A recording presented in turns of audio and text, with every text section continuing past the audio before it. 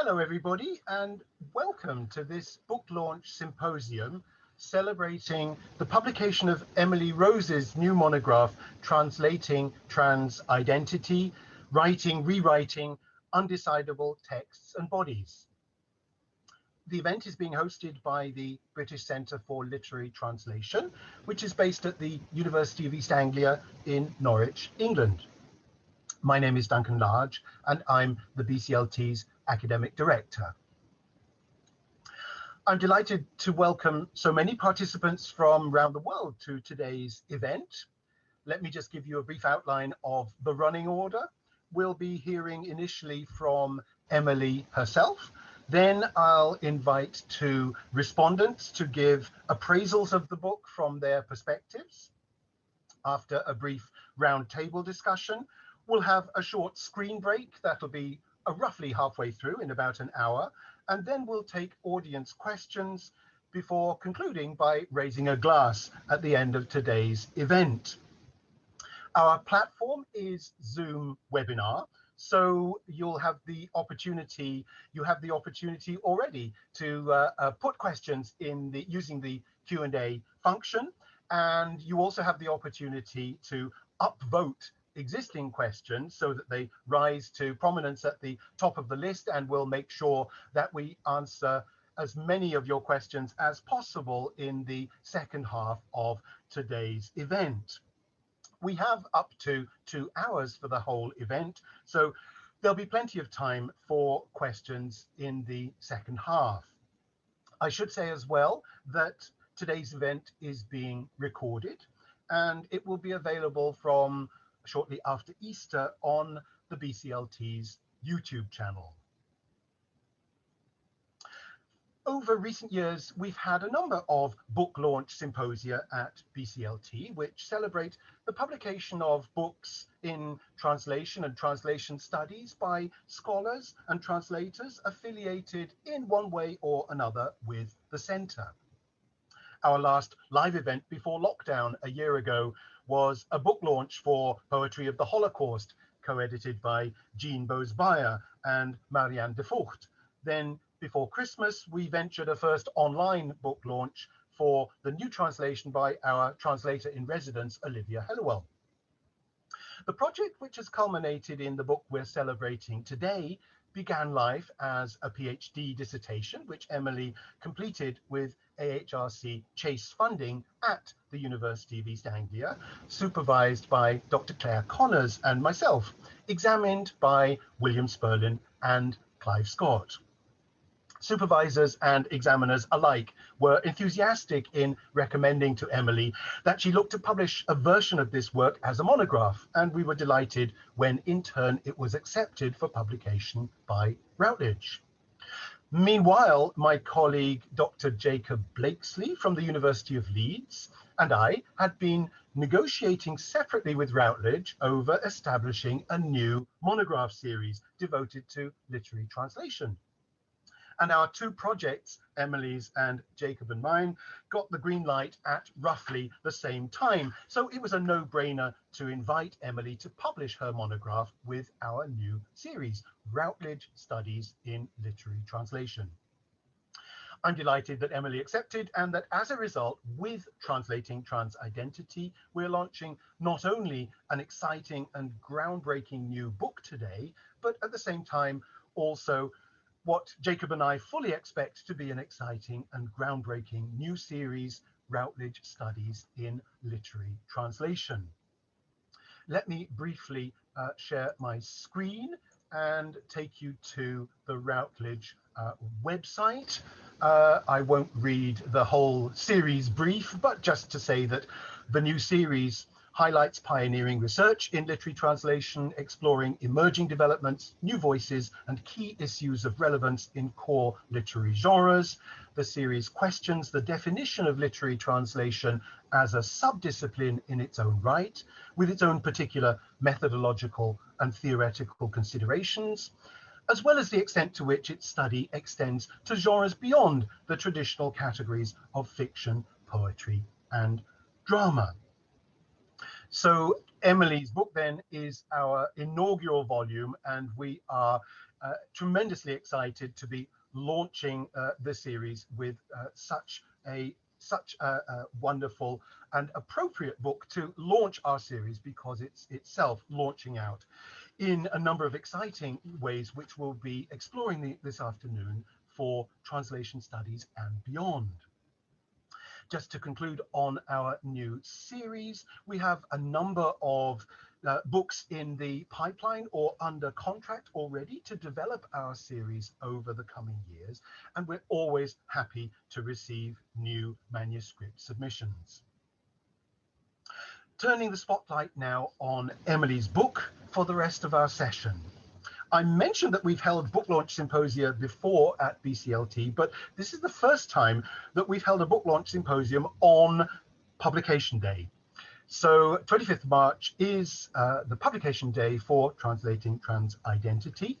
And Routledge have produced a flyer for the occasion. And let me share the flyer with you by posting in the chat the address where you can download it. So I will stop sharing and I will upload to the chat the address on the BCLT website where you can download the flyer for today's event, and that gives you a 20% reduction in the cover price. So the book is available in hardback, and I'll take you back to the Routledge website here.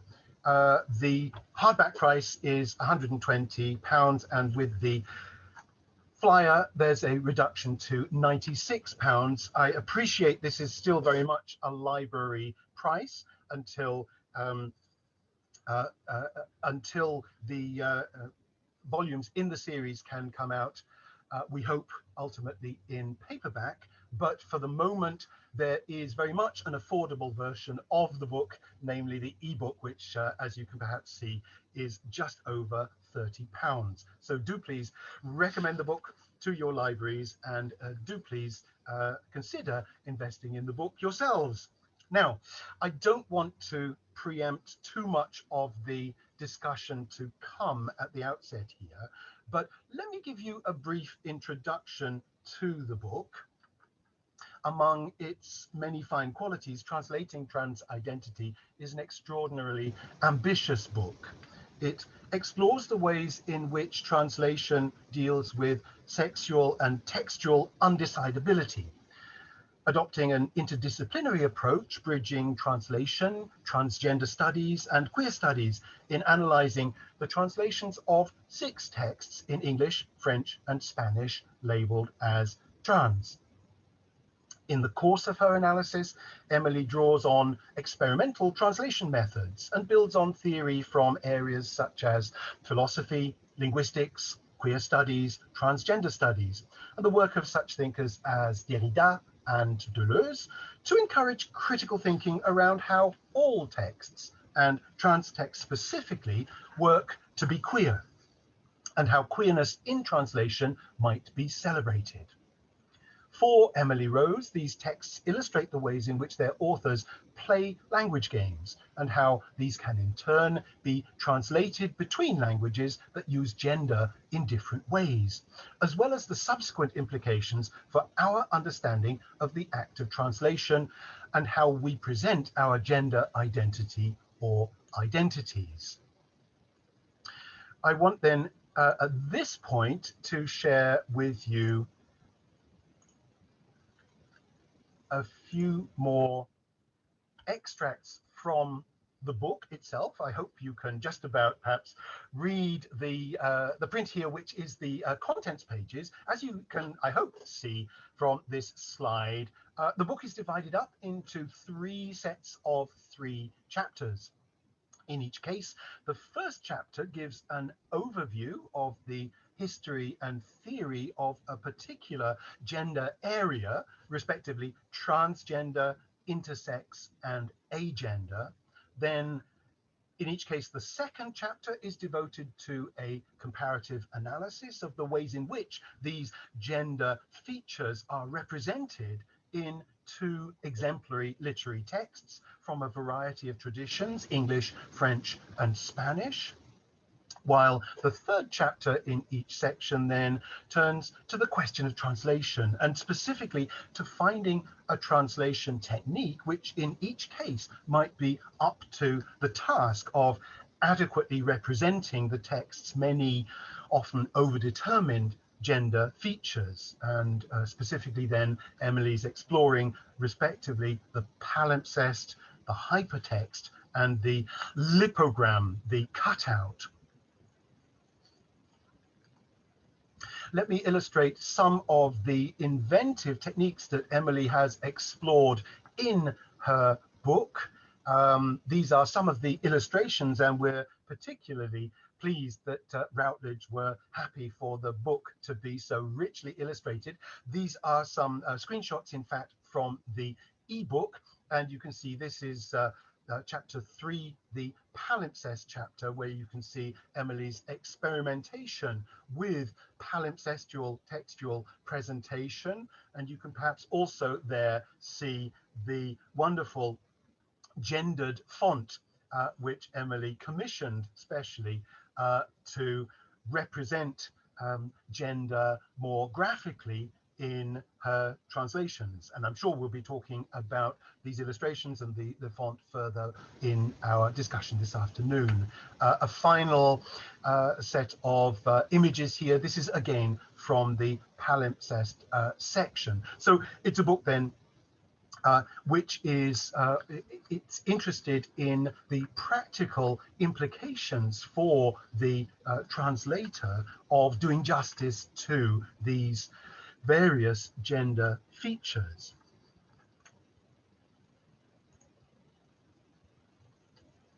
Now then, I'm delighted to be joined today by the book's author, Dr. Emily Rose. Emily completed her PhD then on translating trans identity at the University of East Anglia in 2018. Since then, she has published articles in the journal Transgender Studies Quarterly and chapters in the collections Untranslatability, Interdisciplinary Perspectives, which Emily also co-edited, and Queer in Translation. Emily is currently teaching modern foreign languages at a preparatory school in Norfolk. Welcome, Emily, and congratulations. Thank you very much. Before we turn to our respondents, I'd like to invite Emily to say a little more about her book, and specifically in relation to the book's title and subtitle. So Emily, I have three questions for you relating then to aspects of the title and subtitle, so that we can perhaps lay out some more of the book's features before we hear responses to it. Let me ask you first about the title then, about translating trans identity. And if I'm not mistaken, that wasn't the title you were planning all along, and you were initially thinking of titling the book Translating Transgender Identity, and you switched then the title from transgender to trans, and that's, I think, in itself a really interesting move. And I wonder if I could invite you to comment on what was behind that move. Yeah, I'm not actually quite sure where the transgender came from, because my thesis is actually called Translating Trans Identity. So I think originally my thesis title changed a lot, obviously, over the 3 years, as thesis titles tend to do, and that was originally translating transgender identity. I think that crept in somewhere with the book title. But I think I decided, when I was writing my introduction, I set out some of my important terms, and it was I felt quite strongly that I wanted transgender to be used as a term for a specific type of identity, so somebody who moves between feeling themselves to be masculine and feminine, and that I wanted trans to be the umbrella term. So I think in some literature, in some circles, transgender is used as an umbrella term to incorporate lots of different types of identity. So, for example, intersex, transsexual, transvestite, all those sorts of terms that are gathered under this transgender umbrella. But I felt from what I was reading in lots of books about transgender theory that I wanted transgender to be the specific identity and trans to be the umbrella term. I think that seems to be sort of the way that things are moving. I mean, at one point I had trans with an asterisk after it, which is also a terminology that people are using. But so there were lots of changes, and terminology is important in this book. And for me, it was important that I used the terminology and I made it very clear how I was using it. So yes, when I saw that, because it was the title of my book was Translating Transgender Identity for quite a while before I realized that that's not the title that I wanted, and I had to very quickly email Routledge and say, oh no, I'm really sorry, I really don't want this to be the title, because I make it very clear in my introduction that transgender and trans are two different things, and if the title stayed Translating Transgender Identity, that's only really representing one part of the book, whereas I want the title to represent the book as a whole. Thanks, and it seems to me that trans allows you as well to bridge, as you're so keen to do throughout the book, between the sexual and the textual, exactly, between the transgender and translation. And I think as well the way that you've used the term undecidability, and as represented in your subtitle there, Undecidable Texts and Bodies, that's then allowing you to bridge to emphasize that relation between the text and the body and the undecidability of both. So I wonder if you could say a little more about that. Clearly that relation is crucial to you and to the argument of the book. Yes, I think probably actually one of the most important arguments of the whole book is that translation has something to learn from transgender studies, and transgender studies has something to learn from translation. And they're actually two fields of study that really speak to each other. And yeah, so when I was doing my thesis, I think we began with sort of ambiguity. And it was as I kind of delved more into that and also into Derrida, it became clear that ambiguity wasn't quite right, because there's this idea of ambi, of both, this kind of, again, this idea of binaries or polarities, whereas undecidability just kind of gives the idea of this idea that there's some kind of concealment going on, but the concealment isn't hiding a truth. There is no truth there. Things that are undecidable are truly undecidable, and there's no question of revealing some kind of truth, of getting beyond the undecidability of the text or the body to reveal something. And that was really important to me, because it's a point of my book that these texts, these protagonists, must remain undecidable, and they must remain undecidable in translation, as I argue they are in the original or in the source text. So that's why undecidability worked better for me than something like ambiguity. Thank you. And I wonder if I can ask you about perhaps the final piece of the jigsaw of your title. I can well understand if you were insistent to Routledge that your title should be just so, because it's so it works so well together. I'm thinking about the writing stroke rewriting part, and there, because that seems to me to link into the what I was trying to demonstrate before with the illustrations from your book, the particularly practical implications of this theoretical inquiry that interest you as well with your experience as a practicing translator. So the book is not just, I mean, yes, it's a book which entertains a lot of high theory, but you're also very keen to link in those theoretical reflections to some very practical questions about, well, what translatorly technique can best do justice to these kind of very quite tricky and, as you say, undecidable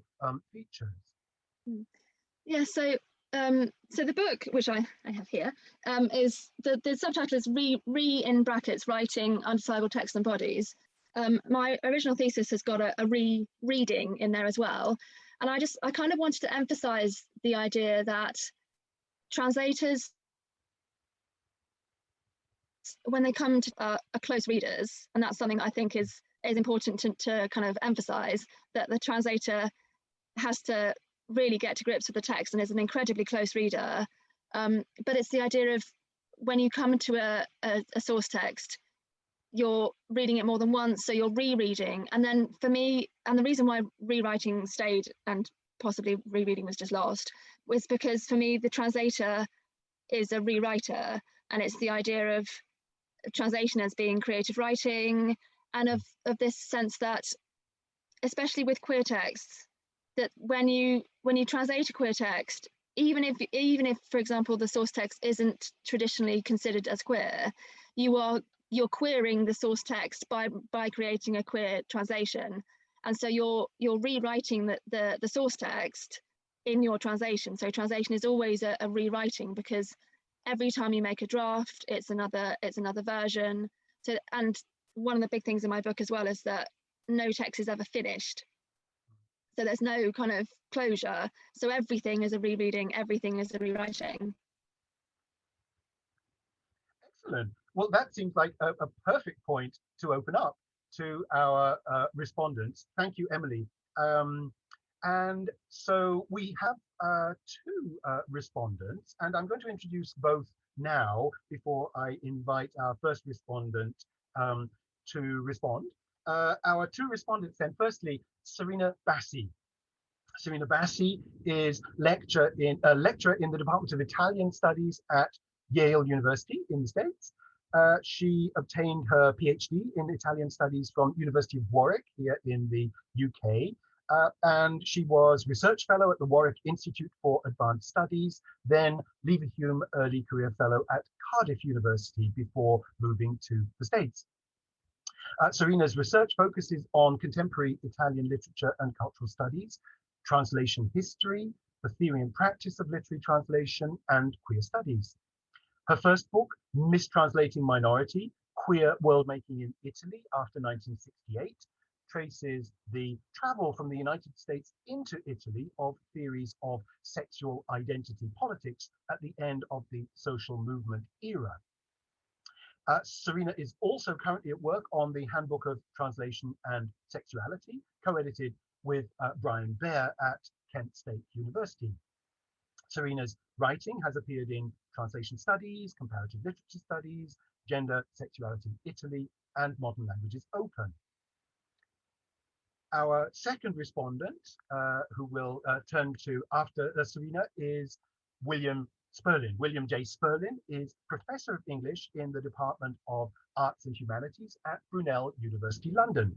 And William is Vice Dean Education in the College of Business, Arts and Social Sciences there. Previously, William was Professor of English at the University of Sussex, where he directed the Centre for the Study of Sexual Dissidence and Cultural Change for 5 years. William has written extensively on the politics of gender and sexual dissidence and is widely known for his work in queer studies, especially for the monographs Imperialism Within the Margins, Queer Representation and the Politics of Culture in Southern Africa, that was 2006, and Lost Intimacies, Rethinking Homosexuality Under National Socialism, 2009. William has also co-edited with Jared Hayes and Margaret Higanet Comparatively Queer, Interrogating Identities Across Time and Cultures, 2010, and has written extensively on post-colonial and queer theory, African studies, queer translation studies, modern and contemporary comparative literature, and the biomedicalization of sexuality in more than 50 essays in international journals and as chapters in volumes. Welcome both. We'll come on to hear William's response to Emily's book shortly, but can I invite Serena firstly to unmute and to give us her appraisal of Emily's book. I should say that unfortunately neither of our respondents has been able to receive a hard copy yet, and my apologies to you both for that. And they've been dealing with the book in PDF electronic form, but the hard copies will be on their way, and they're now available. And over to Serena, please, for a first response. Thank you so much, Duncan, for this wonderful introduction. And of course, thank you both, Duncan and the Center and Emily, for the invitation. I'm very happy to be able to give my some of my thoughts about this wonderful book that I really enjoyed reading and that I got so much out of. It's a very important book, and first of all, I'd like to start my remarks by thanking you, Emily, for your work and for publishing this book and allowing us to engage with it, and for it to be part of a conversation that you and I both feel very strongly about, and that we are happy to see growing increasingly. And that conversation is obviously a conversation that allows us to incorporate 21st century questions about gender into the study of translation. And that conversation is forming and growing through books like Douglas Robinson's Transgender Translation, Translingual Address, and Brian Bair's Queer Theory and Translation Studies. And your book is a great kind of response to these existing texts, and really takes us forward onto thinking about these things in very kind of precise ways. And so the way I'd like to structure my remarks, I'd like to, so I'll give a plan of what I am intending to do. First of all, I'd like to trace what I think is the book's genealogy in translation studies. So where this book falls in existing research in translation, and which kind of subfields I see its kind of most urgent contribution to be. And that's obviously the field of translation and gender, but also post-structuralist takes on translation theory. And then I'll move on to kind of formulating two broad questions for Emily that are more really invitations to kind of for you to think with us about the very important contributions that your book makes. So first of all, in terms of the genealogy, so I got very excited about this book because it does, to me, it contributes to, it really moves us forward. First of all, in one field that I feel very strongly about, which is translation and gender. What this book does is it takes us, like I say, it takes us into the 21st century in the way we think about gender in relation to translation. So obviously the kind of antecedents and the kind of the premises for this book were laid, the kind of groundwork for Emily's work has been laid in the 1980s and 90s with feminist translation theory that in turn comes out of the cultural turn in translation studies. But there's a shift here that I think a really important paradigmatic shift that we will all have to think about for several years going forward, where if feminist translation theory asks us to problematize a constitutive binary in the way that modern literary studies thinks about literature and translation. So feminist translation studies tells us that the entire literary field is constituted through two kind of problematic positions, that of the original and that of the translation, and that conceptually is always mapped onto through a set of metaphors that we're all very familiar with, like La Belle Infidèle and several other metaphors. That's always mapped onto a kind of gendered view of reality, where there's an original gender and a kind of derivative gender. And so feminist translation studies perhaps runs the risk of critiquing a binary itself is reifying, because the binary is the way in which feminist translation studies produces itself. It thinks of itself through this binary, and it takes the position of the woman and the translator, and it produces theory from that very strong position. What you're doing, Emily, that I really appreciate is that you are not doing that. You're moving us forward towards you are very much standing on the shoulders of giants, but at the same time you're moving us past a binary formation for how we think about translation. So what you do is you acknowledge that ideas about translation have always been binary, and your kind of move forward is to imagine textuality as a multiplicity. And so your critique of the binary is not to side with one bit, with what the kind of inferior point in this hierarchy, but is to deliver a very astute, radical critique of textuality as we understand it in modern literary studies. And so the entire book takes us through a highly theoretical critique of what texts are to us. And in that way, you use the idea of the palimpsest, the idea of the hypertext.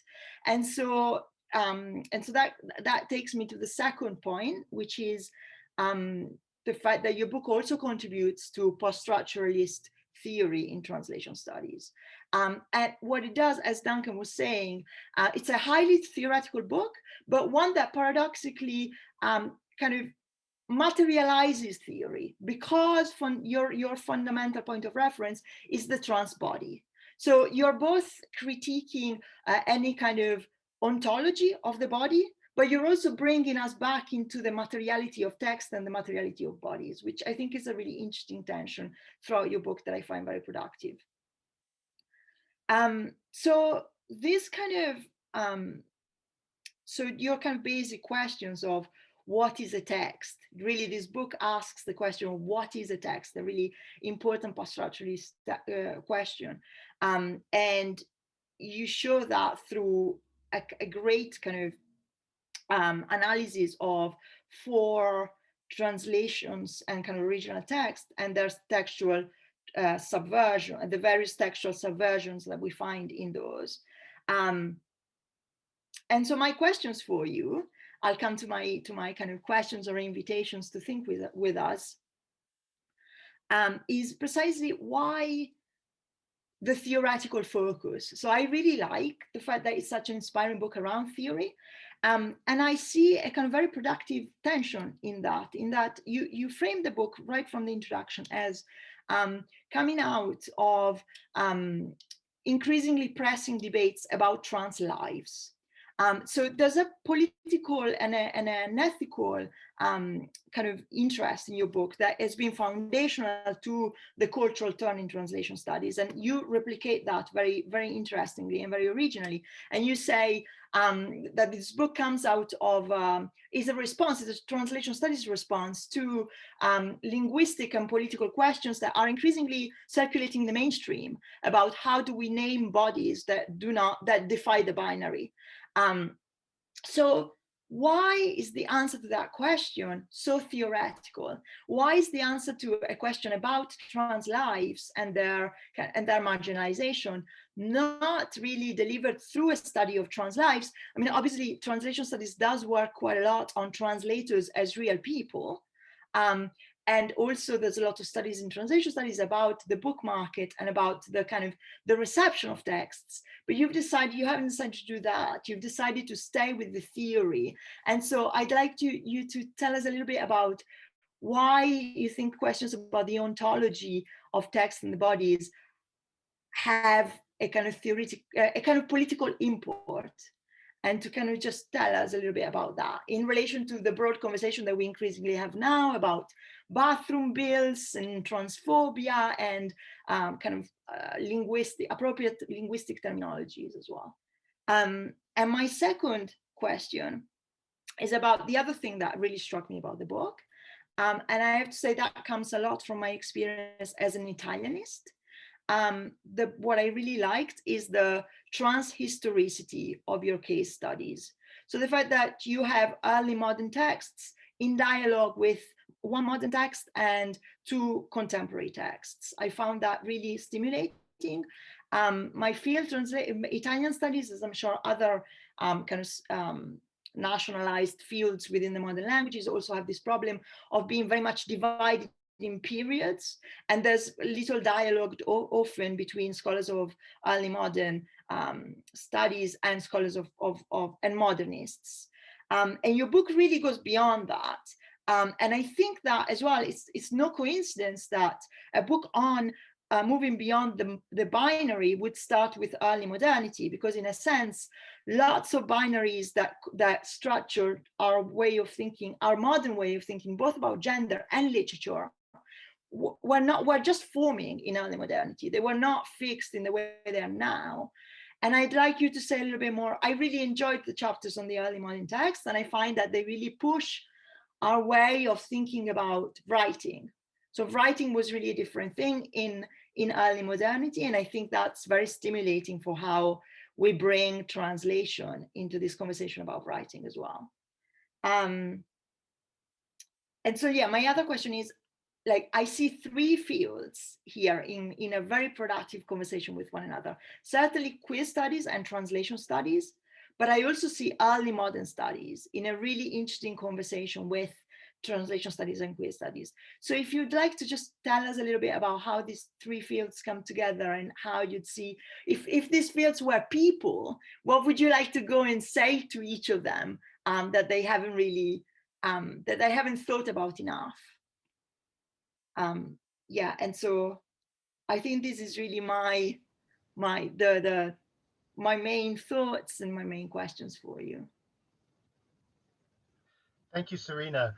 I think we'll proceed straight to William's response now, and then we'll have a roundtable afterwards where Emily can respond to Serena's questions and to William's reflections at the same time.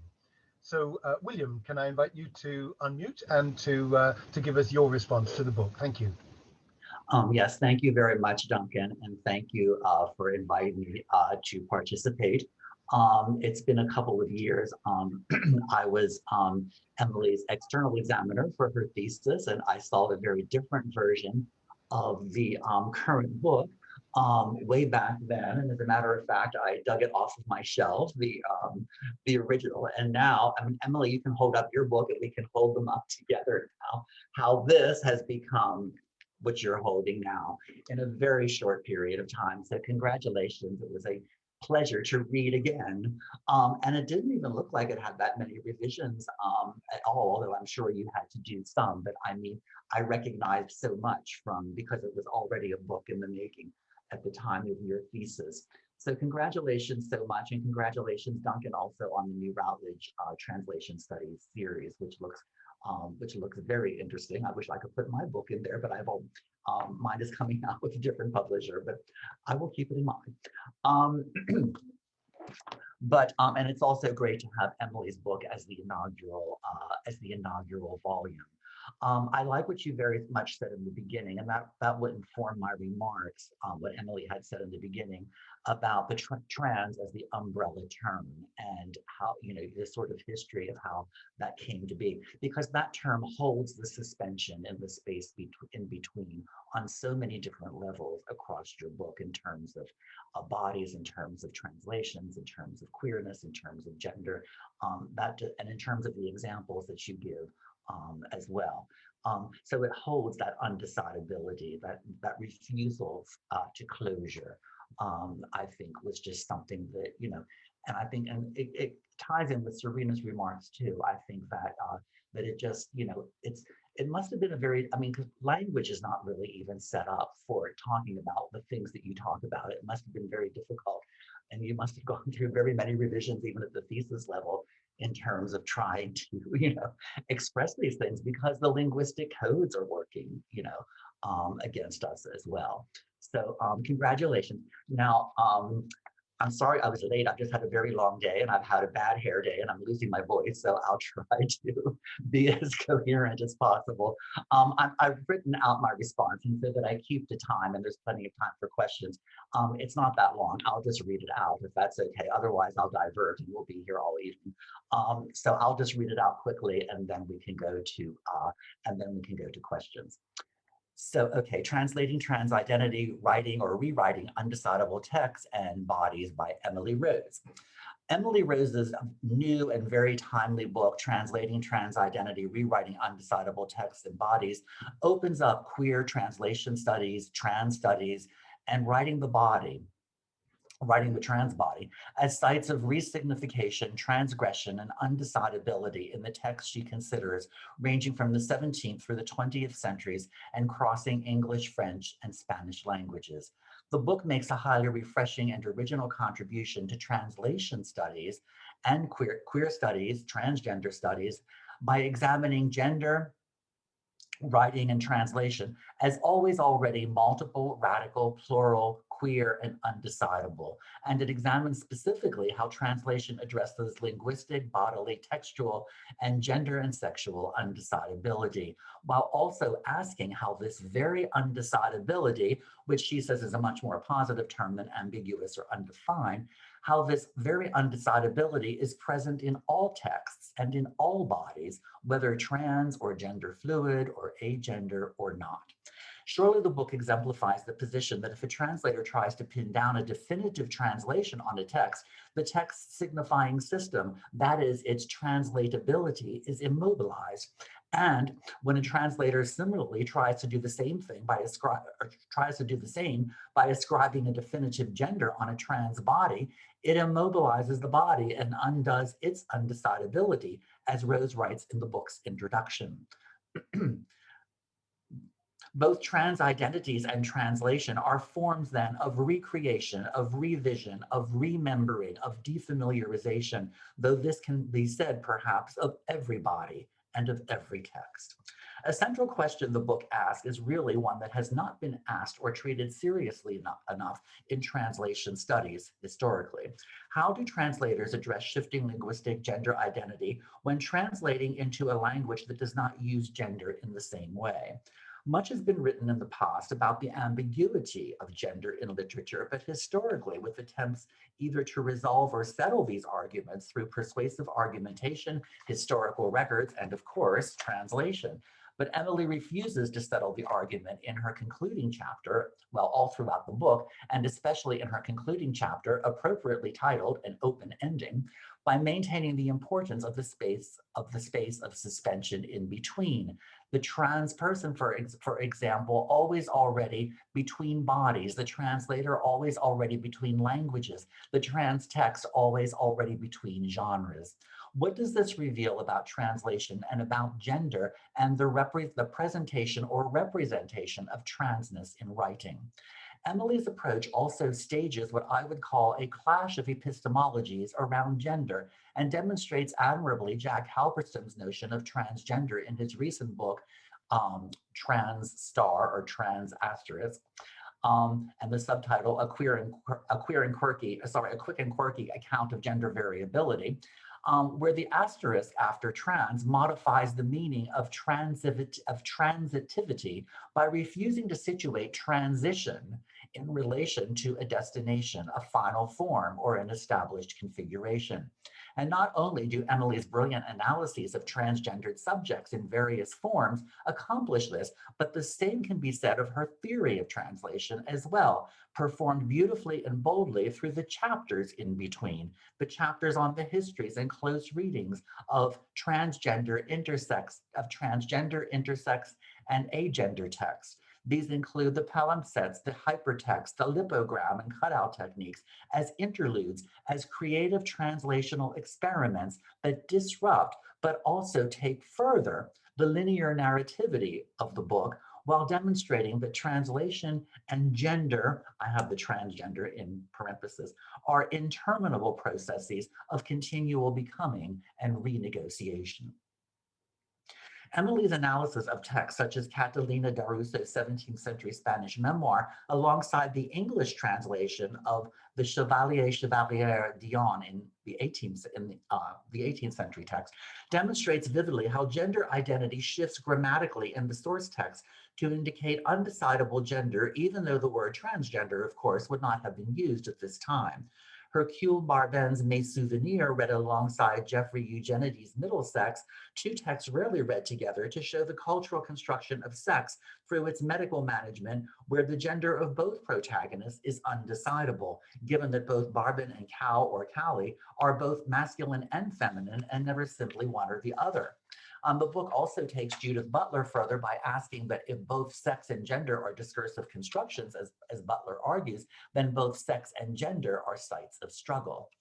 The book beautifully blends the theoretical, the actual lived experience, the book also blends the theoretical and the actual lived experience of being or of taking up trans, intersex, or agender through various forms of life writing. So taking the theoretical part, which is so strong, but also alongside the political on several fronts, such as through the undecidability maintained in the English translation of Angret's Sphinx, through becoming a different text, really, since gender is concealed or removed entirely in the French source text through invariable adjectives to hide gender and the avoidance of gender nouns and past participles, using the passé simple instead, which does not take gendered participles at all.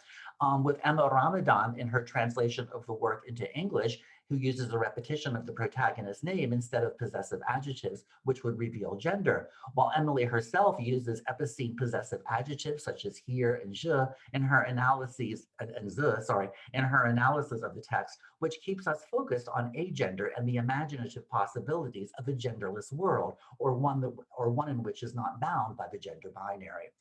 Incidentally, in the summer of 2018, I was invited to teach a summer school. This was right after, I think, Emily's Viva, which I think was in the spring of 2018, if I remember correctly.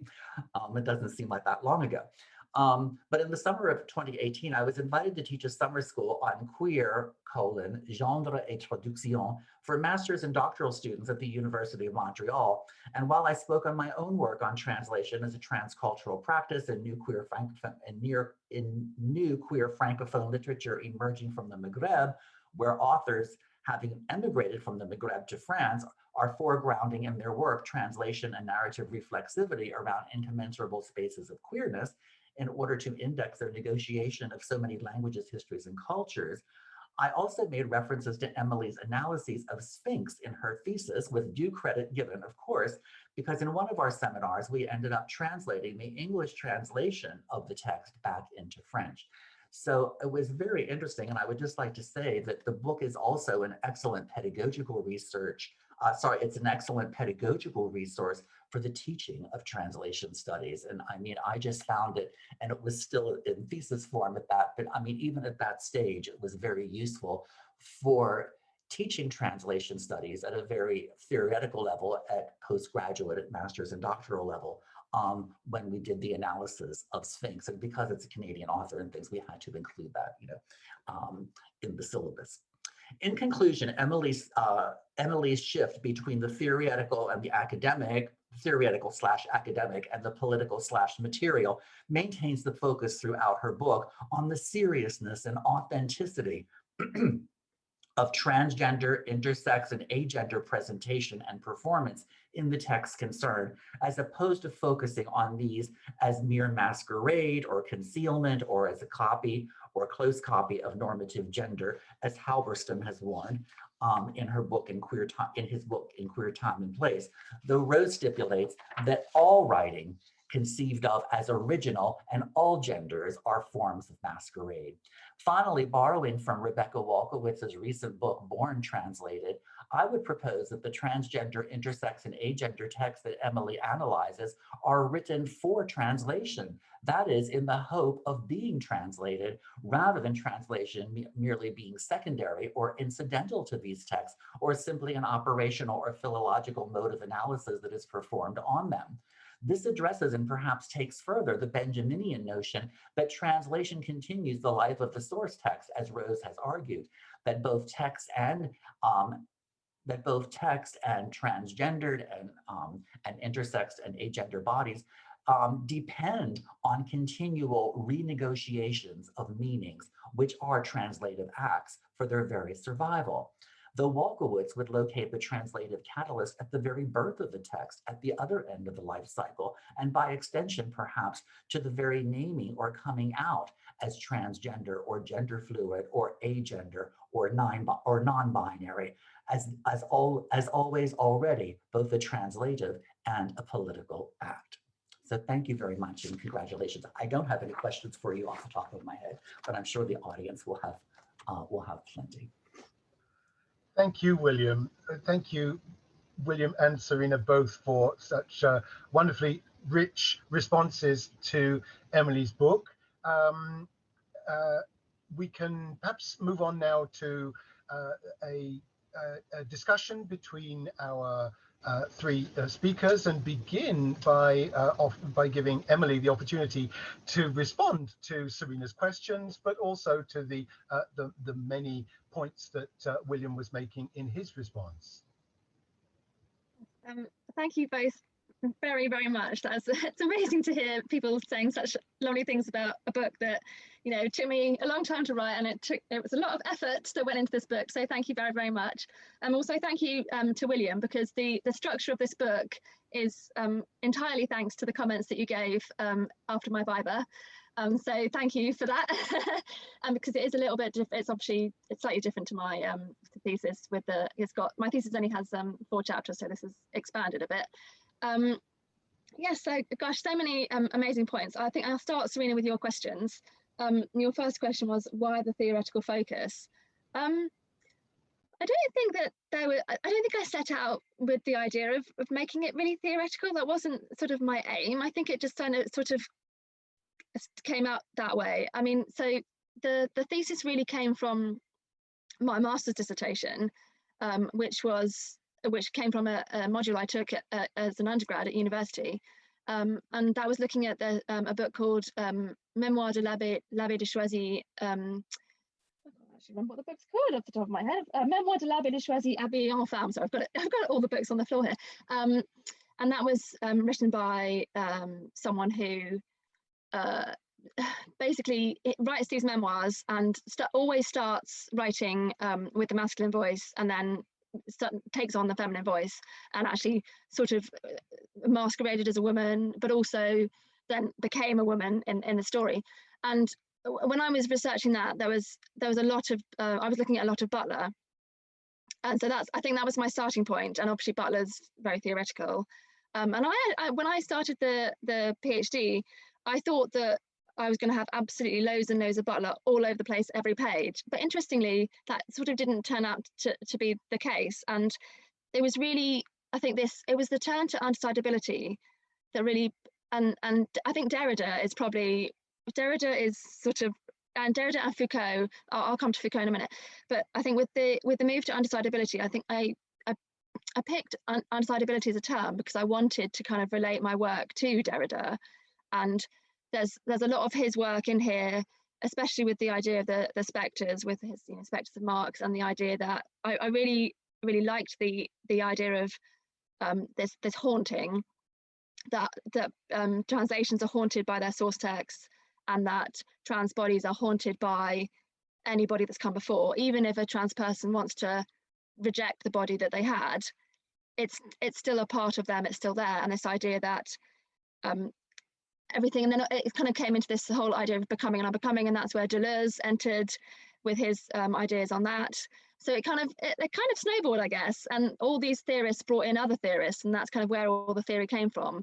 And then Foucault was, I mean, I couldn't talk about Barbin, which is my text in one of my intersex section. I could not talk about Barbin, not talk about Foucault, because Barbin's memoir kind of faded into complete obscurity, and then it was Michel Foucault who discovered the memoir in the 1970s. He brought the book out. He wrote the introduction. In fact, I think the book appeared, or I think his introduction appeared in the English before it appeared in any French. And Foucault is I mean, if you look at the French version of it, it looks like Foucault's the author. I mean, his name is, really there on the page. And his ideas of the history of sexuality, and he writes a lot about intersex as well. So I think the theory just sort of, as I said, it snowballed. I kind of started from one perspective, and then all these other ideas just kept coming. And then, I brought in Aufhebung and Hegel, and it sort of all just came together sort of perfectly as a way of writing about these texts, and kind of bringing together the translation and the transgender aspect of it all. Because obviously with the texts that I use, well, half of them are memoirs, half of them are not, but with the ones that are memoirs, I mean, these are real people I'm talking about. Obviously they're long dead, but they genuinely existed. And I think for me, that's really important. And that kind of actually leads me a bit into your second question with the early modern stuff. Like Erauso and Le Chevalier d'Eon, and even the Abbé de Choisy, who's not one of my main texts, but I reference quite a lot. They really existed a long time ago, and I think it's really important that we acknowledge that, obviously they could never have referred to themselves as trans, that as a term, as a kind of identity, didn't exist. But that doesn't mean that people haven't questioned their identity and questioned the gender binary for absolutely centuries. And I think when I was choosing, when I started the PhD, I basically started from which text am I going to write about. That was the starting point. So I did some research effectively into where are there texts where people move between the using masculine and feminine grammatical gender, because that's what Schwazi does in his book, or I should say here book really, because I use the epstein pronouns throughout my book, because I really don't want to make a choice for them, because it's not my place to do that. So yes, I started with looking at, are there other books? Do other books exist where people switch between grammatical genders? And that's when I found the Chevalier d'Eon and Rousseau, who are obviously I'm going to get my centuries wrong here, 17th and 18th centuries. So, and it wasn't a question of sort of shying away from the fact that they were early modern. It was just sort of excellent. I found some texts which I really, really want to write about. And then, of course, it threw up the question of how was gender conceptualized in the early modern period.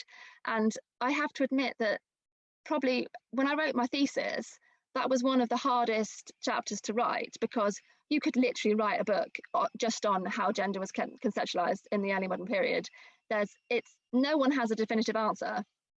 And certainly in my book, I'm not trying to claim that I have a definitive answer or anything like that. It's just, for me, it was important to investigate how was gender conceptualized when Rousseau and d'Eon were writing, mainly from the perspective of if it was seen as being on a binary, or if it was seen as transgressive to cross these kind of binaries, to cross the divide, then it's therefore important for me to get across that transgression in a translation. Because obviously it's not possible at all to read a book from the perspective of someone who would have read it back then. Not that, d'Eon's text was never actually published, which is slightly beside the point. For someone who lived in their time, we can't possibly ever read a book the way that they would, because, we live in a completely different time, completely different place. So that, for me, that wasn't really the point, but it was just, if when their texts were made available, or if they had been made available in d'Eon's case, if that would have caused a massive sort of stir, and that they were being transgressive, and actually one of the points I make is that, for me, I feel that they lived in a time when changing gender was transgressive. So that was one of the things that I kind of decided I found out from my research into early modern conceptualizations of gender, that their writing was one of the few ways they had to actually express themselves, to express, in a sense, their subversion. So that when you write a translation, if you completely ignore that subversion, which unfortunately the translators of Rousseau's texts have done, then you're denying them that, their kind of, what's the word I'm looking for? Their agency, in a sense. You're denying them kind of what they were trying to express when they wrote the book in the first place. And I know that, translation isn't always about representing exactly what's there. Obviously, I talk a lot in my book about there being no core meaning to a text, because there's no such thing as a core meaning. No text has a definitive truth that anyone can discover, and no translator should ever try to discover the truth of a text, because it's not there. But it was just for me about well, I want to use the word representing. I'm not sure if that's the right word, but just kind of representing these protagonists fairly, in a way that, so basically just to bringing that conversation to the fore, almost, that gender has been seen in lots of very different ways, as you said, Serena, in lots of very different ways throughout time, and that at one point gender was seen as being on a spectrum. Women were seen as being the inverse of men. By no means, I don't consider myself an expert on gender in the early modern period, although I've done quite a lot of reading on it now. But yes, and I think it kind of all came together really. I think I kind of found these 6 texts, and then I stepped back and went, this is lovely, because I've got 2 texts from the early modern period. Then I've got Barban's text, which is 19th century, in conversation with Middlesex, and that Barban is a memoir and Middlesex is not. So there's a kind of there was a bridge between them. And then you've got the third, well, what was in my thesis, the third chapter, but which is not the third chapter of my book, but the third section, I'll say, where you've got two bits of fiction from the 21st century, or 20th century, I should say. So yeah, it kind of felt like that there was a progression there is a progression in the book that just kind of came from the choice of texts, and it felt natural to be talking about such an enormous, it's an enormous period of time, going from the 1600s right up to the 20. I think Middlesex was published in 2003, 2004. So that's an enormous amount of time to be trying to tackle in one text. But it sort of felt natural, really. And yeah, I felt it was important to be talking about how the fact that transness changes over time, in the same way that what it means to be human changes over time. And what it means to be trans has changed massively, but what it means to be human has also changed massively. And there, I wanted to make this connection between the idea that being trans and being human is totally the same thing. That a trans person is a human person in the same way that a cis person is a human, and there's more that unites us than divides us, and that's what I wanted to kind of bring out with my translations. And I just want to quickly make, sorry, I'm rambling on. I make a quick point, bring out something that William said, which I loved, where you said that it feels like these texts were written for translation.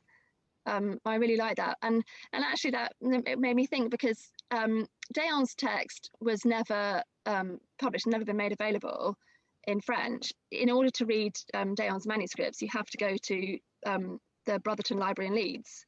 Or he has some text also in Tonnerre in France. But so the only real text is the English that you can buy, is the English translation, and the translators have done a fantastic job of indicating where Dayon makes his switches between masculine and feminine grammatical gender.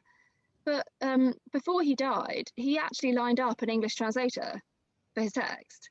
So he very much wanted his text to be translated into English, which I think is, it's a shame. I don't know why it never came to be.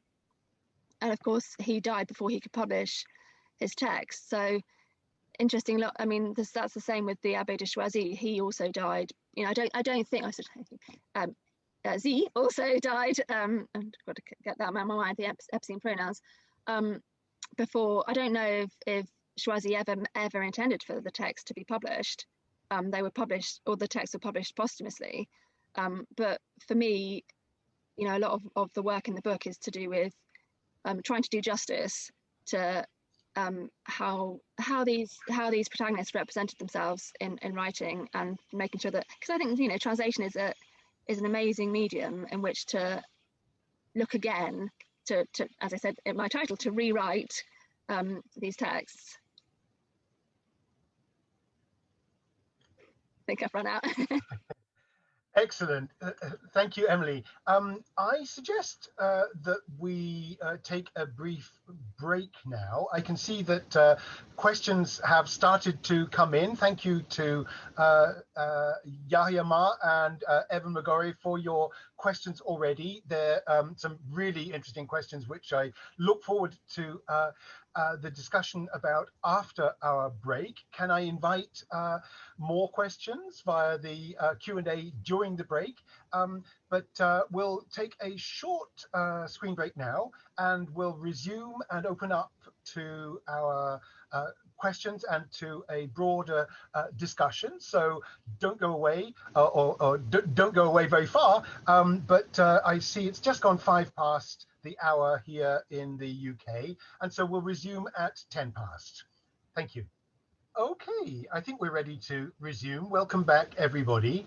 And I think we've reached the point then where, after our opening interventions and responses, It's time to open up now to our audience questions. And as I mentioned before the break, we have some really very good questions have come in already. And please do continue to put your questions via the Q&A function in the course of the discussion. And it's also possible to upvote questions so that they rise up the list.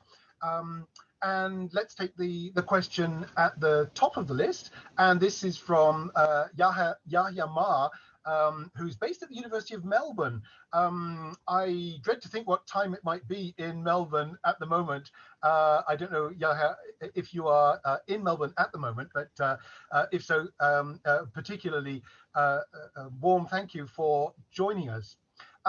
Your question is addressed to everybody, and I've asked all our speakers to remain on screen as a panel for the discussion part of the event. So do please feel free to put questions to all of our speakers. Yahya's question: thank you, Professor Sperling, Dr. Rose, Dr. Bassi. I'm a PhD student doing a research project on the translation of same-sex desire in 1990s Sinophone literature from the lens of queer translation studies. May I ask your thoughts on how queer translation can be done in practice? A question I've been asked by many since I started studying queer translation. In other words, are the recent contributions on queer translation really revolutionary, or are they just playing games with queer theory and translation studies tropes?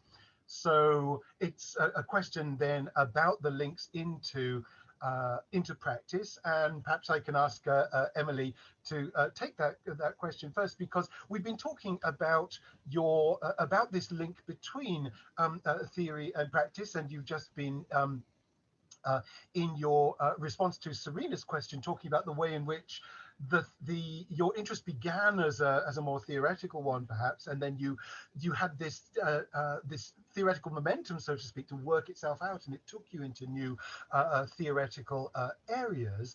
But then actually what's been happening more recently, and as you were explaining, in the move from the PhD to the book as well, this has enhanced that the movement in the direction of exploring the practical questions then of how to, in a sense, to translate the theory into the practice. And presumably then there are other translation techniques which you yourself were not exploring in your book, but which might potentially be available to other translators out there who are looking, as Yahya Ma says, to translate queer texts. Yes, so obviously, sort of in a sense, when people ask me about my research, especially, so for example, I work in a school with children, and it's great that they are interested in my research. I took the book into school today, and they're all very excited that I'd written a book. But obviously, when I'm explaining to them what my research is, I'm certainly not going to go into Derrida and Deleuze and all that.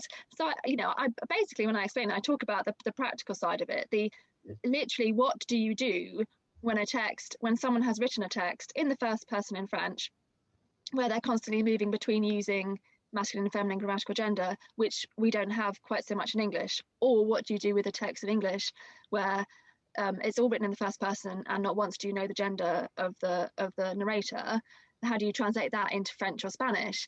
And that's, theory aside, it's an important question, and it's certainly not one that I feel I've given a definitive answer to. I don't think there certainly is not a definitive answer to how you tackle that.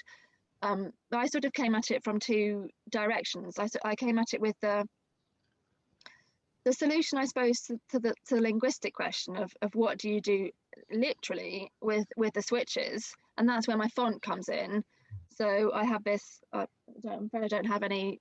Well, I mean, I've got some stuff that I can show you here. Although I doubt very much you'll be able to see on the camera the font. So I asked the typographer to put the symbols of Mars and Venus on some of the letters, so that, for example, when a word was masculine in French, I think. Oh yeah, there we go. So thank you, Duncan, for that. So you can see the table there. When a word is masculine in French, it's got a masculine symbol, and when it's feminine, it's got a feminine symbol. So that was just a way of representing those grammatical changes. And for example, Dayon's translators do it by putting an M or an F in a bracket beside the word, which is, it's fine, it's equally fine, but I kind of wanted to make a way of showing, of incorporating the kind of strategy actually in the word, because in French the gender is not it's not an aside to the word, it's literally part of the word. It's something that the French language, you know, does, that unfortunately is quite difficult to get around. And that's just the way, you know, my pupils are always like, well, why does French have gender? Why does French gender everything? And I'm like, well, I'm afraid that's just how it is. You know, we just have to deal with it. And, you know, that's the same for translation. You know, I can't undo the way that French works, obviously. So that was my first kind of step, was to represent what the French author or the Spanish author had done with the gendered font. And then I kind of moved on to sort of the bigger question, and this also relates to what Serena was saying about the materiality of texts. So then I created these other kind of the translation techniques experiments. Basically, they're very experimental. So I've got the palimpsest. I'm sorry, my camera's probably not particularly great quality, but this is the palimpsest that I created of the translation of Catalina de Erausa's text. It's printed onto acetate, so hopefully you can see what's going on underneath. It's got Erausa's text is a complicated source text in many different versions, and all the versions have slightly different uses of gender, which I won't get into now. But so it's basically comprised of different source texts, my translation, and then a sort of translator's notes, which is in red.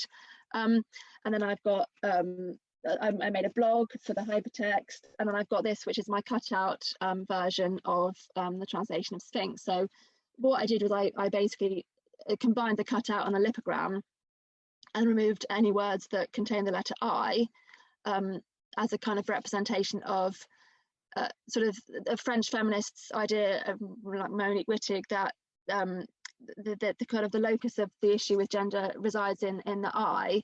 And also, you know, Butler's idea that, and I think which came from Nietzsche, that there is no doer behind the deed, and kind of getting rid of that idea of that subjectivity. But yes, so my techniques are all incredibly experimental, and I highly doubt that any publisher, if you wanted to translate a queer text, if you're going to suggest this to a publisher, they're probably going to say, no, that's not going to work. So yes, so obviously the question is talking about play, and my techniques are really playful. And the point of the book is not necessarily to suggest ways that you could translate. It's more to do with pointing out that, or emphasizing that, these texts kind of require that kind of ludic manipulation in order to think about what the author is doing, and also to think about what I'm doing as a translator, or what anybody else is doing when they translate a text. The way that they treat it, the way that they read it, the way that they also manipulate it, and that obviously it can't be avoided. So, I mean, I don't have any definitive answers to how. I mean, obviously, keep getting asked how do you translate a queer text, and I'm not surprised to keep getting asked that, because that's the sort of question that I got a lot as well. I don't think there is a definitive answer to that. I think it's up to the translator to decide what it is about the text they want to convey, and also what it is about, it's specifically the queerness of the text that they want to try and get across. And because that's, I think, one of the points I'm trying to make is that my strategies are in no way prescriptive, because all trans texts are different. You couldn't possibly treat all trans texts the same, because all trans people are different. And obviously I'm not in any way claiming to have properly represented any of my protagonists or authors or anything, because, you know, they're all different people and I am not them. So every translation is an interpretation, in a loose sense of the word interpretation, because obviously we're not finding out the truth of a text, because there is no truth in all of that. So I'm sorry, I'm not sure that's a particularly great answer. I'm sort of saying that there is no answer. I don't know if Serena or William could have anything more kind of quick to say. Emily, that was a terrific answer, and it seems to me as well that with the various translatorly techniques that you're exploring, you're at the same time you're saying that this isn't just for these texts, aren't you? These are techniques which would potentially be, I mean, you're effectively adding to the translator's toolkit through these techniques and saying, and this is part of the kind of bigger point of the book.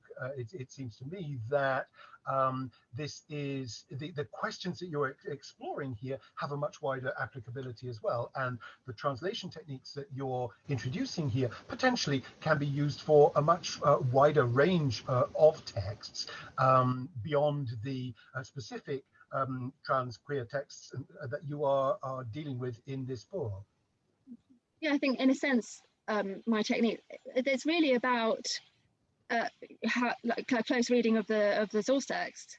It's about sort of really getting to grips with what is happening in the source text. And I think, you know, my argument is with a queer text, that's really important because, you know, otherwise you end up with a translation, for example, like the translation of Erauso, where, you know, they say in the preface that, you know, it's a regrettable but inevitable translation loss, or you get, you know, the person who wrote the foreword to the Abbé de Choisy's English translation, you know, literally writes, well, Choisy doesn't tell us anything of whether his voice is masculine or feminine. And I, you know, want to scream, I beg to differ, actually, in his voice. But of course, when you look at the English translation, you know, there is nothing there. So for me, it's about a close reading in order to give the reader of the translation kind of almost like the most information they can have. Yeah. Thank you, Emily. Serena, William, would either of you like to? Serena, you look as if you're hovering to come in. Please do. Yeah, I just want to say something quickly to very much reinforce Emily's point and perhaps answer that question as well. That what I got out of the book as a reader was precisely to move us beyond what I think the book does. Is it kind of moves us beyond the current framing of conversations about how do we phrase how do we kind of linguistically represent something that is supposed to defy the logos in terms of gender. Like the conversations that we have in kind of popular culture, in mainstream debate at the moment, tend to be very kind of obsessed with this idea of perhaps political correctness or inclusivity. And whilst there's a lot to say to that, I think Emily's book really takes us beyond that on a kind of theoretical level to make us question. So your book is about the written word and not the spoken word, but it does, basically what it does to me is it asks us to consider that there are institutions that produce literacy.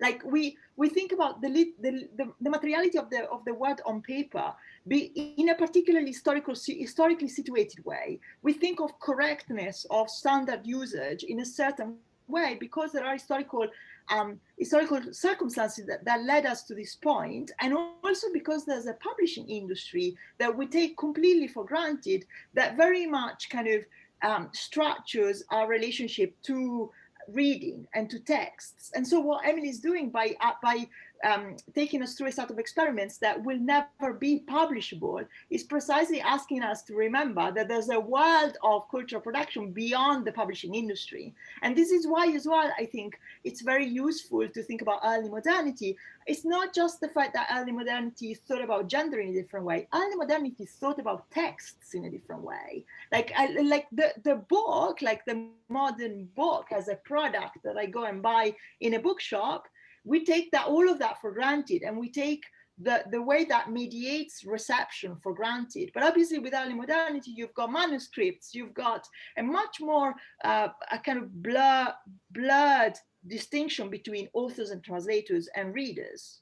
That all of that is conceived in a continuum in the same way as gender was perhaps more conceivable in a continuum as well.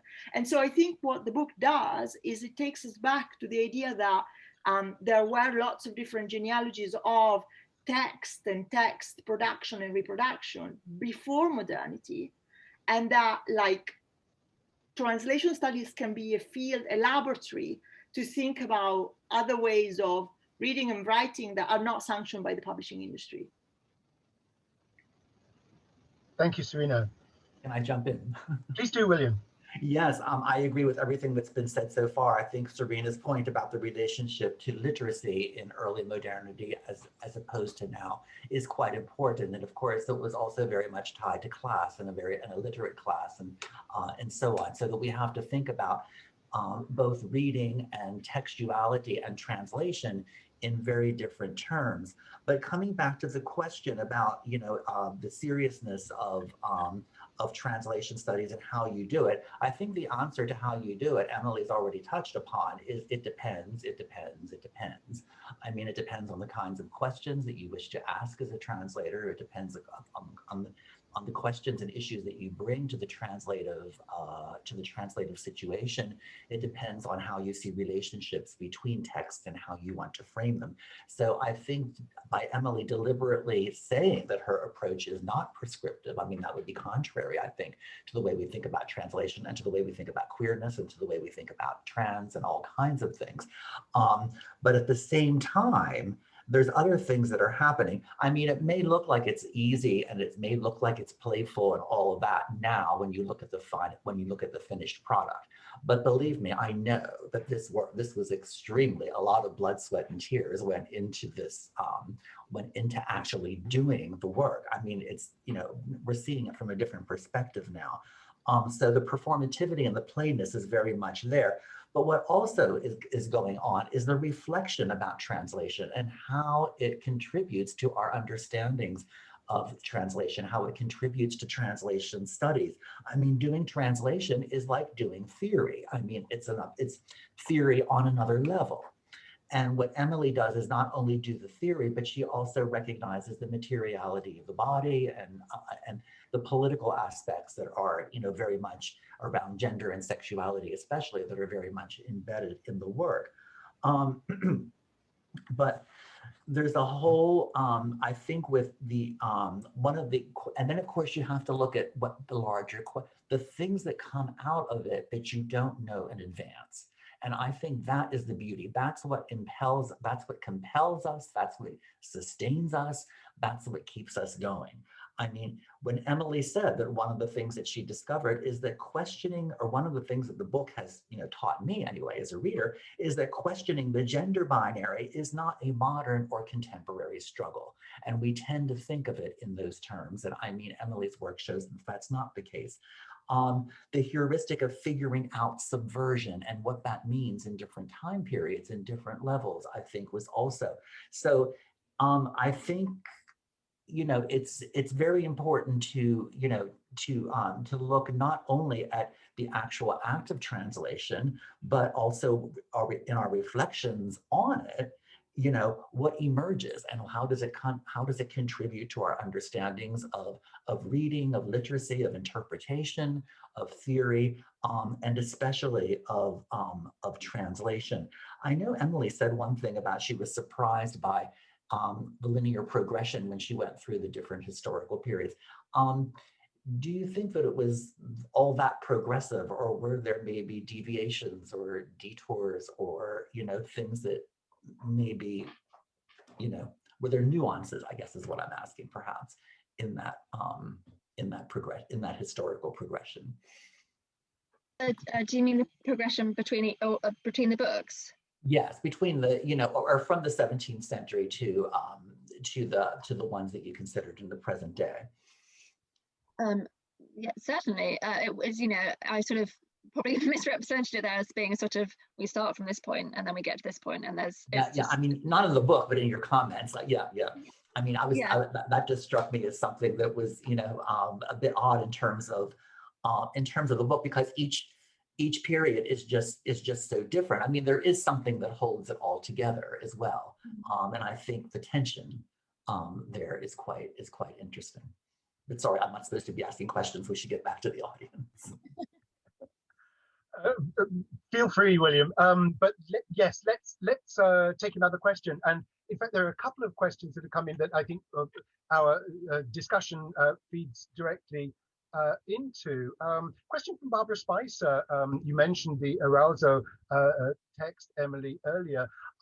Barbara says, I'm really interested in the Arousal palimpsest you displayed. Could you describe the practical process behind creating this?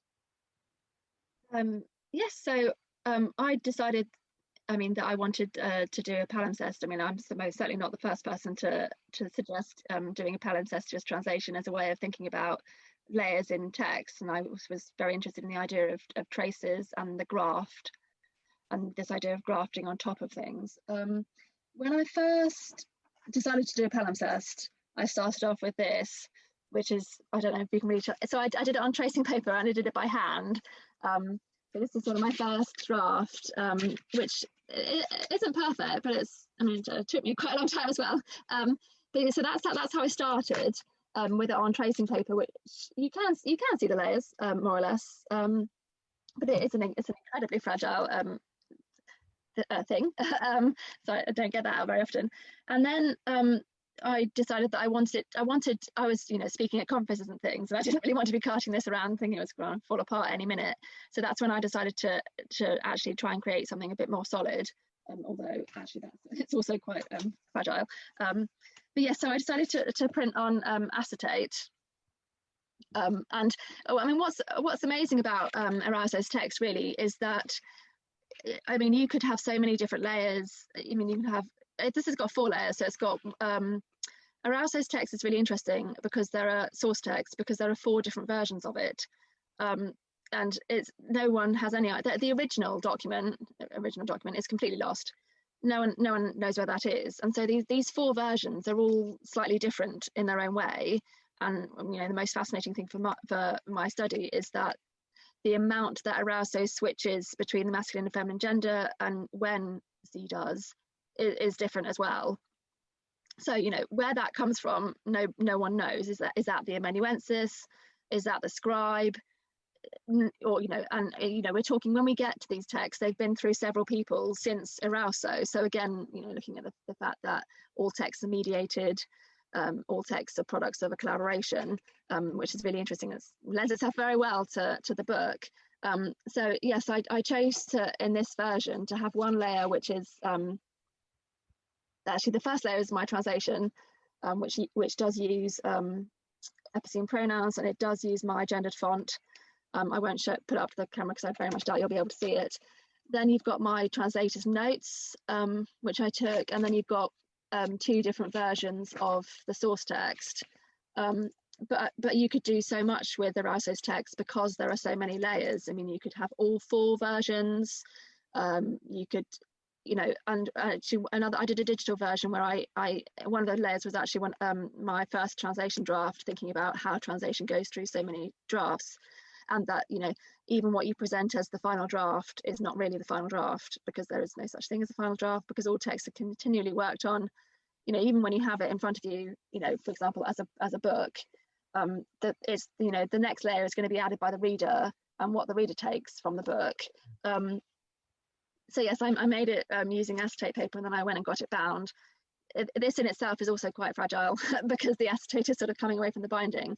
But for me, it was really important to have physical things to hold, because I talk about the materiality of the text, and especially with the cutout version, that was from an idea by Jonathan Safran Foer, I'm not quite sure how to pronounce his surname, with the idea of the book as a sculpture, of making us think about we're holding this text in our hands, and connections between the materiality of the text and the materiality of the body. But yes, the practical side, it's acetate, printed on acetate and then bound. And it took me a long time because I had to make sure that the layers map roughly onto each other. So where the translation ends, I was meant to become a nun, and the first translation ends with the same general idea, which it would be probably quite difficult to do. I only did a couple of chapters, and that would probably become quite difficult, because as we know, translations don't end up being the same length as the original source text, and you can't translate word for word and things like that. So things probably would start moving away from each other and making it slightly harder. But yes, I have to admit, I did enjoy doing that. Thank you, Emily. I wonder if we could move straight on to a new question, which relates to something that has been in the background, and more than in the background, for all the questions perhaps so far. This is a question from Jean Bosbaya, Jean, our former colleague at UEA and is now Emerita Professor. Jean says, hi, Emily. Hi, Jean. My question is perhaps peripheral, but relates to something that all speakers have touched on. To what extent is theoretical stroke practical also a binary that needs questioning? And I wonder, Emily, you've just given us a very full response to the previous question. I wonder if I can immediately open that up to Serena and William as well. To what extent is theoretical stroke practical also a binary that needs questioning? Serena, do you want to come in? Oh, yeah, of course. This is a really interesting question. Thank you very much. Yeah, I think that as a translation scholar, I see the value of translation scholarship within the modern languages and within Complete as precisely breaking that, as basically what I think we do that no one else does as translation scholars is we theorize out of kind of small, kind of conflictual, micro textual situations. So we are embedded in those situations. We need to kind of get out of them in some way, but we're not producing solutions because we are not paid to translate. What we do is we theorize out of the binaries that constitute philology, for example, or the binaries that constitute literary criticism. We theorize out of them through our kind of embeddedness in conflicts of a linguistic and political nature. To me, that's what we do, and that's why I am proud to think of myself as a translation scholar. And so, yes, I think that Emily's book can fully be read as a critique of academic disciplinary formation that separates, that kind of ascribes a premium to theoretical discussions and marginalizes the practice. So I really like the fact that Emily went through the experience of a practitioner herself by making this kind of zines or various forms of counter-textuality. That experience then informed your theorization in really productive ways. And so I think, yes, I think this book is a great example of how you move beyond that binary. Yes, and I would like to just add also that, yes, I did mention, I think, in my response, the theoretical and the practical, but not to hold them in binary, in binary terms, but in terms of both and, that they're both mutually inflective and that they both inform each other. I mean, the work that we do, I think, in translation studies and in comparative literature is relational. I mean, we look at text and we look at language relationally rather than looking at what is given. So it's holding all of these things in suspension, and it makes it a bit erratic because you're holding so many things in suspension all over the place at, at the same time. But I mean, just as, we're holding two different languages in suspension, we're holding gender in suspension. The relationship between theory and practice is also one that we're holding in suspension, and not necessarily privileging one over the other. Thank you, William. Emily, would you like to come in on that question now? Yeah, I think for me, I remember, so Jean taught me for my MA, and she taught me a theory of translation. And I remember when I first started thinking, I don't really know what theory has to do with translation. I can't really marry these up. And now here I am with a book where theory is such an enormous part of the practice. And I think you can't have my translation practice doesn't exist without the theory. The theory informs the practice, and I think the practice also informs the theory. So they aren't that you can't separate them in the book. And I mean, one of the other things I talk about in the book is that while I'm trying very much to get away from the binary, everything is still couched in that binary. And it's very difficult. I think that Serena touched upon it with the language. It's difficult and I think William also mentioned this as well, with the language that we have at our disposal. It's actually very difficult to get away from the binary. So it's just sort of a kind of it's an attempt, really. I think the book to kind of say there is more than this these opposite terms, and I think that applies with the theory and the practice, as well as with the gender binary. Thank you, Emily. Can we turn now to Evan's questions? Evan has two questions. We'll perhaps be able to have time for both, but let's start with the first. Evan begins, amazing, inspiring work discussion from all. I have two questions if there's time. How can a translator help highlight a trans author's degendering of their gendered language, French, while translating into a genderless language, English? My first thought was to use queered pronouns like they, them, their, when appropriate, to underline the author's wish to show the reader how language can be queered to escape patriarchal and restrictive language. So the use of queered epicene pronouns there in translating from French into English. Is there, I wonder, Emily, is there a trend towards the adoption of epicene pronouns in translations, would you say? Or are you still very much needing to, through your work, to promote the use of such practices? Obviously now that I'm a teacher, I'm a little bit out of the field, so I can't really speak to what's going on right now. But certainly when I was researching the thesis and the book as well, I would say that I haven't come across a great deal of use of epicene pronouns in either translation or in theory. A lot of the writers who write about the protagonists that I do, they just use the gender that the protagonists sort of, I want to say end up as, but sort of Dayon is characteristically referred to as he, Erauso is characteristically referred to as she, Barbin is normally he, I think, because that's the gender that Barbin is legally forced to be. So a lot of these theorists aren't necessarily thinking about that side of things when they write. And I suppose in terms of thinking about that part of, I think that's really interesting, the idea of a French writer making the effort to ungender or degender their writing, and then how do you show that that's what they've done in your English translation? And I suppose Sphinx comes to mind because obviously it's a text written in French with a first person narrator who doesn't have a gender.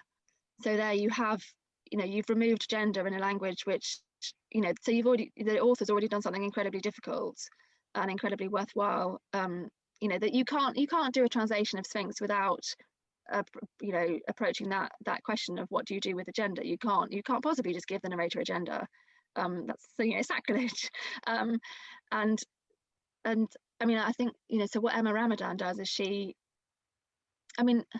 I suppose the fact that in Sphinx, the fact that the narrator's love interest is also genderless means that you get this third person issue, which in English you do have to find strategies for, because we gender things like his or her, so that the text is immediately slightly unusual in English, so you can see that something unusual has happened in the translation.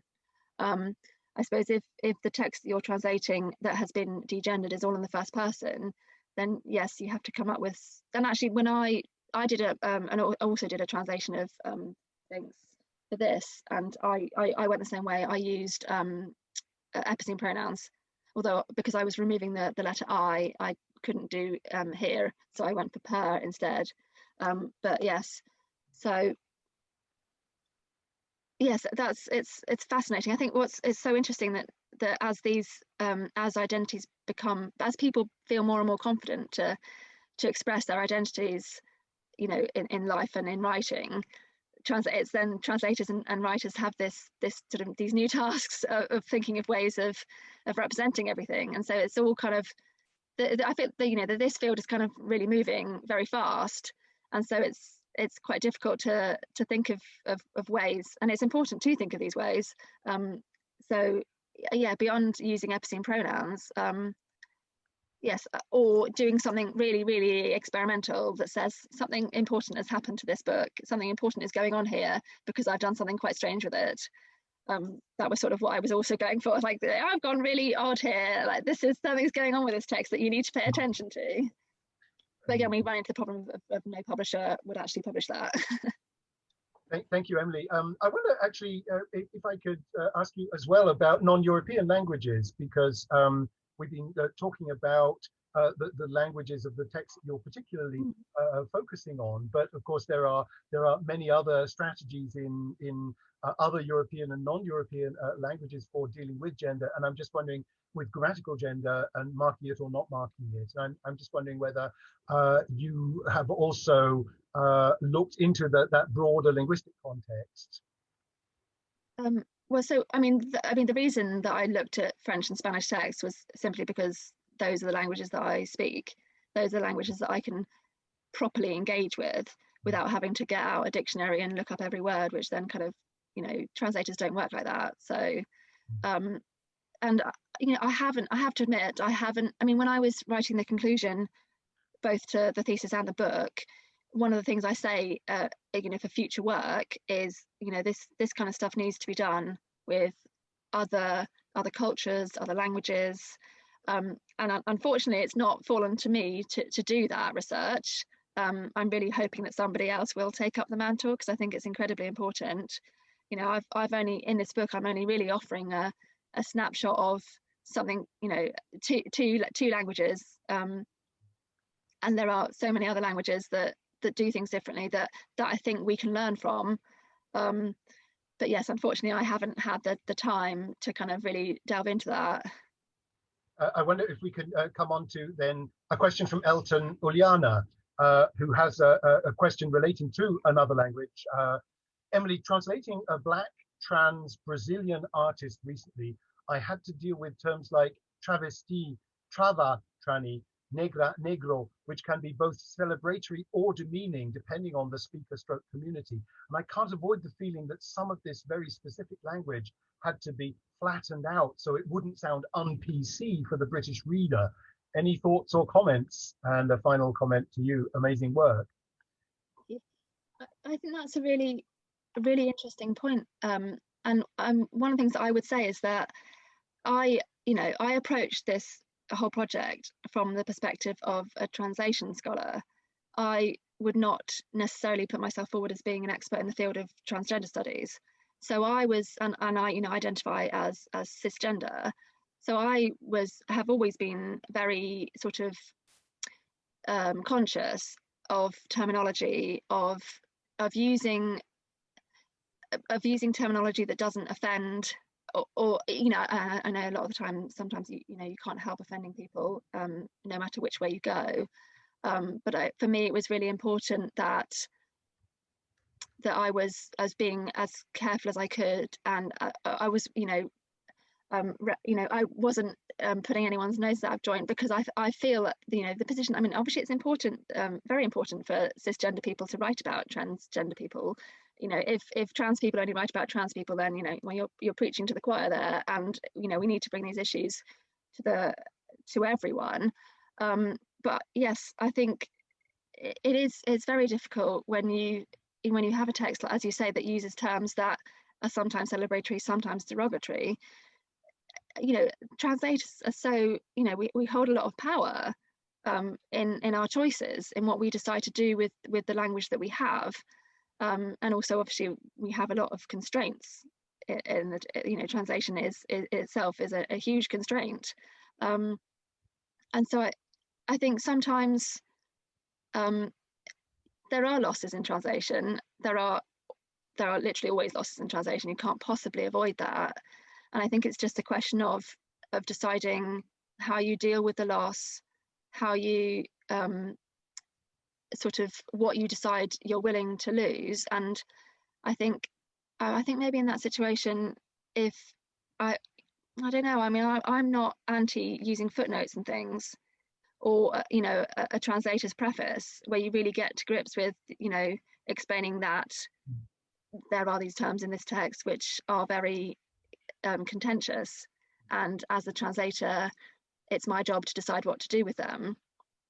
I think, yes, I mean, that's what I love so much about translation, is that any text you come to throws up issues, challenges, and it's what you decide to do with the challenges, and also it's to do with how you're coming to your translation. What do you want your translation to kind of portray, or what even is the agenda of your translation, I suppose you could say, as to what you decide to do with the text that you're, is put in front of you. And as I said, you have to lose something, and it's just a question of what you decide to prioritize and what you think, actually I can afford to lose that. So then you have to decide, well, am I going to keep these terms that actually might be offensive, or am I going to try and think of a way of translating them that somehow conveys that they're sometimes offensive, sometimes celebratory? I mean, obviously we use the word queer now as a celebratory term, but not that long ago it was derogatory. So do you then think, well, am I going to try and sort of turn these things around? And I don't know. As I said, I don't have any definitive answers to any of these things, but it's really fascinating, and there's just so much to consider. And I think what's really important is the fact that we are considering it.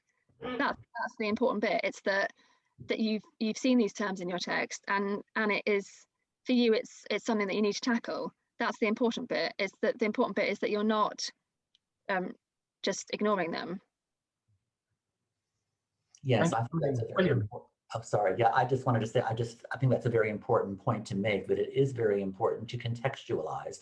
And if you do that through the footnotes or through the translator's preface, that's fine. Personally, I tend to use a lot of brackets, when I'm translating in footnotes. Well, it's this, or it could be this. And I mean, people get frustrated with that. But I think we need to deconstruct the fallacy that translation is straightforward and that it's, it leads from one meaning to another. And especially when you're dealing with terms that can be offensive or celebratory, again, depending on the context. And I think that, one needs to sort of grapple with that.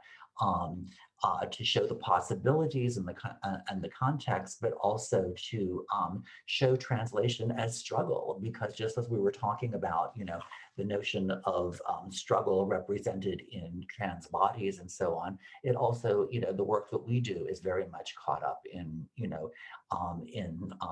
struggle and in conflict and in contradiction. And just as trans bodies are, we can't be over rational, when we address trans bodies, we also have to allow, ways for the nuances and things to emerge in our translation. So it's a very good question, but I mean, it shows the difficulty and the challenges of the work that we do. If I could just add something briefly to that. I also really appreciated the question, and I feel like I very much agree with what William and Emily have been saying. And I think it's important to think about the transnational dimension of any shift that happens in translation, so that if the text that you are looking at deals with a kind of racialized position in Brazil, so it's someone who it's a subjectivity that has historically been racialized, talking about itself in racialized terms, and then what you're doing is you're doing a kind of transnational shift onto a completely different set of power relations around race and subjectivity. That's when you're doing the real political work as a translator, of thinking through that transnational exchange. And personally, I don't think that the most interesting thing you can do with that, and the most politically important thing you can do with that, is adapt your choices to the language of inclusivity as it exists in contemporary Anglophone cultures. So, because it also, to me, there's a tension there with the global power of English. And there's a lot of really interesting work in applied linguistics about English as a lot more than a language in late capitalism. English is a way of organizing speech and organizing the body around speech and creating formations like contemporary subjectivities. And so if you're saying to this kind of racialized Brazilian subjectivity, you can't be what you are, you have to be politically correct in English, To me, that brings up a lot of ethical questions that translation gives us plenty of tools to think about. So from offensiveness is interesting, because who are you offending? Who are you worried about offending? And this is, I think, an important collective conversation to have, but I think the key word here is transnational, to have that conversation transnationally and think about the politics of transnationalism when you have that conversation. Thank you, Serena. And in fact, that takes us on, I think, to the second part of Evan's question, or Evan's second question. And I can see that the time is running short. So perhaps this can be our final question. And this was, I also have concerns, questions about the losses that inevitably take place when untranslatable cross-cultural practices in cross-cultural trans communities would be lost on a reader unfamiliar with the source language cultural practices without adding translators, foot or endnotes. And that brings us back to the question, Emily, your point before about using footnotes and endnotes. I'm thinking specifically of how different countries' governments have different problematic ways of labeling and describing identities to trans individuals, and how some of those processes can be lost in translation. I think that links in well with the previous question as well. And invite Emily to perhaps respond first to that question. I think there's a lot to unpick in that question. I'm not quite sure where to start. I think I'll go back to what I said before about inevitable translation losses.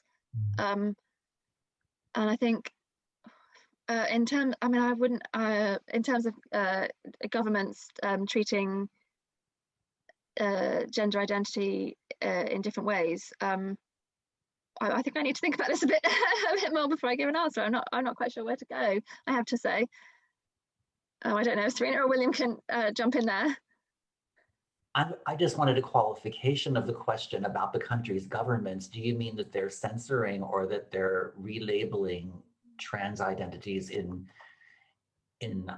new ways, or in ways that would erase their specificity, or in ways that would somehow pathologize, or I mean, I don't know. I'm just trying to think of how your reference to different countries' governments and having different problematic ways of labeling and describing identities to trans individuals. And then would the processes of that renaming by governments or people in authority, is that what you're saying would be lost in translation, or would the person's identity as they see it be the loss? Unless I'm not reading properly. Maybe if you could maybe type in a little rephrase if you can.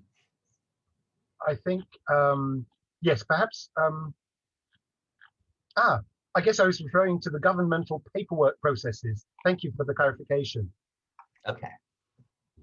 I'm not sure that that's something that I can really, I'm afraid that's not really, I don't really know a lot about that. I might have to sit that question out, I'm afraid.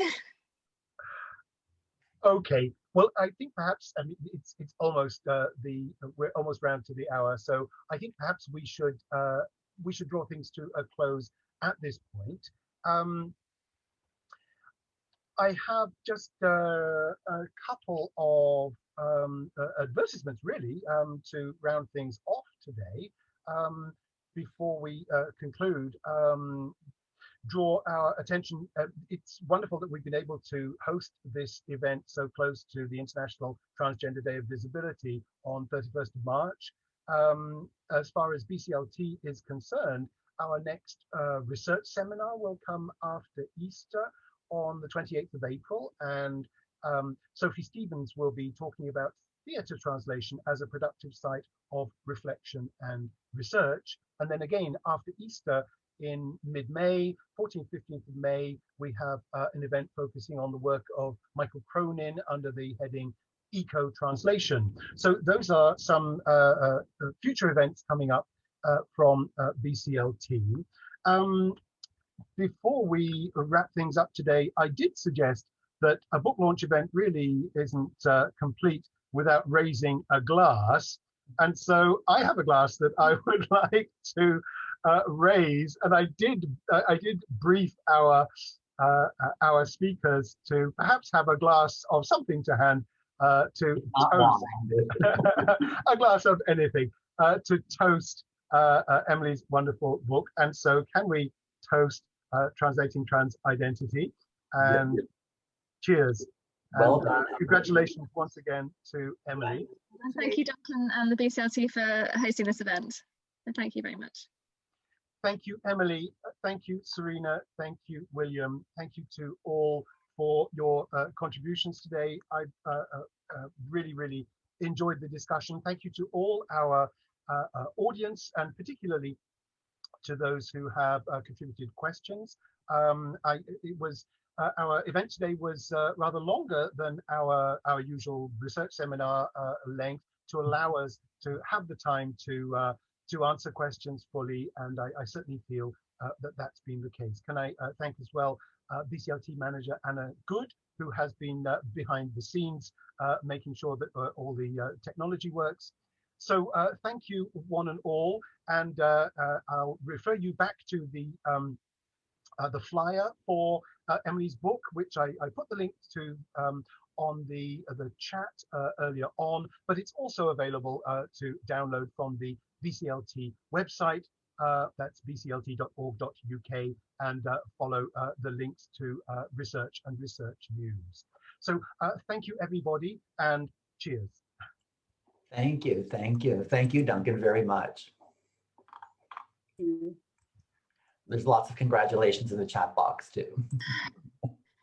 Thank you, and thank you, Serena and William, for joining us. Oh, well, thank you for having us. Thank you.